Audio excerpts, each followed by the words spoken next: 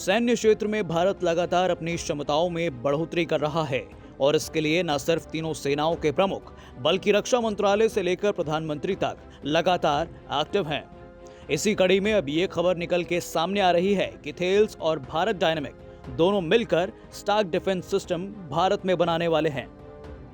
Thales के बारे में आपने तो सुना ही होगा, और अगर नहीं सुना तो आपको बता दें कि थेल्स ब्रिटिश हथियार निर्माता कंपनी है जो अलग अलग तरह के हथियार बनाती है।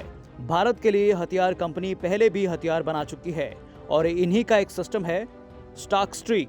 ये एक शॉर्ट रेंज डिफेंस सिस्टम है और इसकी खासियत है इसकी स्पीड। दरअसल ये एक मेन पोर्टेबल डिफेंस सिस्टम है, यानी कि इसे कंधे पर रखकर चलाया जा सकता है, जिसकी वजह से इसकी स्पीड होती है करीब 4 मैक की।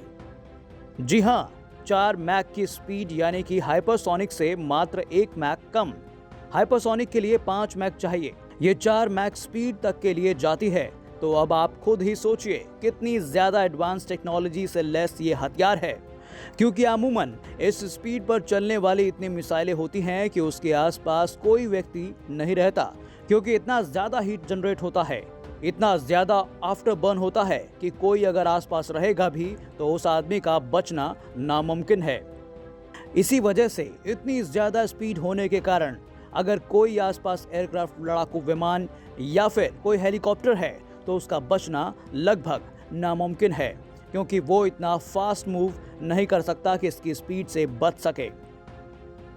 बता दें कि भारत इसे काफी समय से लेने के लिए इच्छुक था और इसे लेकर पहले भी बातचीत हो रही थी, लेकिन अब ब्रिटेन ने फैसला किया है कि उसकी कंपनी थेल्स भारत में ही इसका निर्माण करेगी। यानी कि इसकी असेंबलिंग तो भारत में होगी ही, लेकिन जो इसके पार्ट्स हैं वो भी 60% तक भारत में ही मैन्युफैक्चर किए जाएंगे।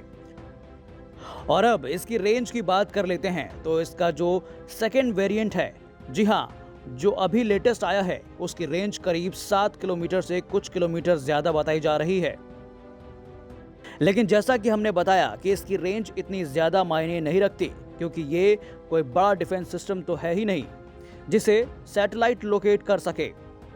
भारत के लिए सिस्टम बहुत ही ज्यादा मुफीद होने वाला है, खासकर हिमालय की लड़ाइयों में, क्योंकि वहां रडार इतना ज्यादा काम नहीं करते। कहीं पर ऊंचे पहाड़ हैं तो कहीं पर बहुत नीचे पहाड़ हैं और खाइयां हैं। ऐसे में अगर जो भारतीय जवान है वो इसे अपने कंधों पर रखकर भी चलेंगे तो वो बड़ी आसानी से बिना किसी बड़े डिफेंस सिस्टम के मौजूदगी के भी किसी भी लड़ाकू विमान को बड़ी आसानी से मारकर गिरा सकते हैं। ब्यूरो रिपोर्ट, भारत तक।